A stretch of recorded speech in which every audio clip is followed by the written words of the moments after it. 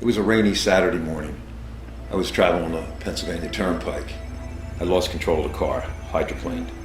I was traveling down the road sideways for about 200 feet. Tried everything to stop, get control back, and nothing worked. I slammed into a guardrail on the side of the road. There was a loud noise, glass was flying, smoke, and then there was complete silence. But then a sudden rush of pain came over me, like nothing I've ever experienced. My left leg was on the dashboard of the car, and my right foot was underneath the guardrail that came through the car. And all that was connected was some skin and an artery. People started to come at that point. The emergency workers. They cut the roof back, put me in a helicopter, and took me to the nearest hospital. I spent a total of 3.5 months there, 15 operations to save these legs.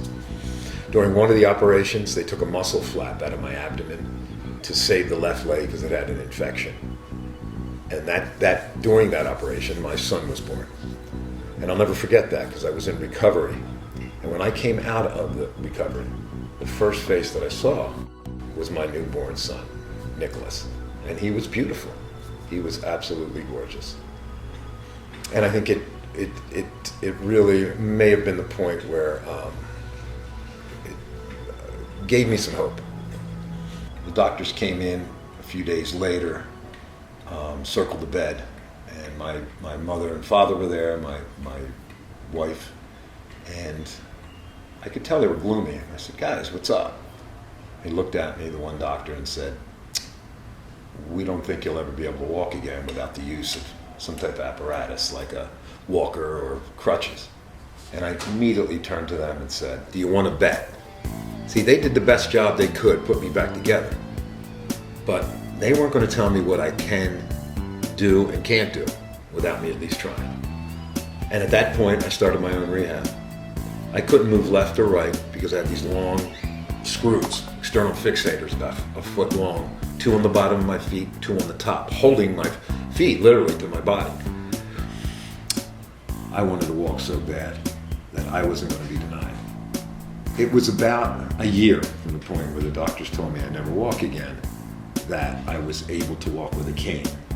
And it was about 3.5 years from that point that they told me I would never walk again, that I ran in my first 5K race. I didn't win the race. Actually, I came in dead last, but I did finish it. And at the end of that race, there was something that happened there that literally I'll never forget. And I could say that probably changed my life. A little boy came up to me and said, "Hey, mister, you're my hero." And I knew with those words that I had something special there. I didn't know what I was going to do with it, but I knew that I had something and it could help others. And in doing so, could help myself. I guess Nicholas was about 6 or 7 years old when the diagnosis came down that he had neurofibromatosis, NF. Also, autism. He has Asperger. And I'll never forget that. I was driving to work because I was working night work at the time, and just broke down in tears. I prayed to God, give it to me, not him. So what I did is, my 10th anniversary of my accident, I ran a long race in Philadelphia, the Philadelphia Distance Run, and I did it for him and kids like him. Eventually, I started talking in schools about overcoming adversity, about bullying, because Nicholas was being bullied horribly. I started a nonprofit to deal with that, to go in and talk to kids about respect and a belief in themselves. So the point of that was, trying to show kids that to like themselves, to believe in themselves, to respect themselves, and that's kind of what I was trying to do with my nonprofit. I have a daughter also who is a few years younger than Nicholas, and the two of them are training for their first race. It was Nicholas's idea. He read something in one of the local magazines about an autism race, a race for autism, and he said, "Dad, I want to do this."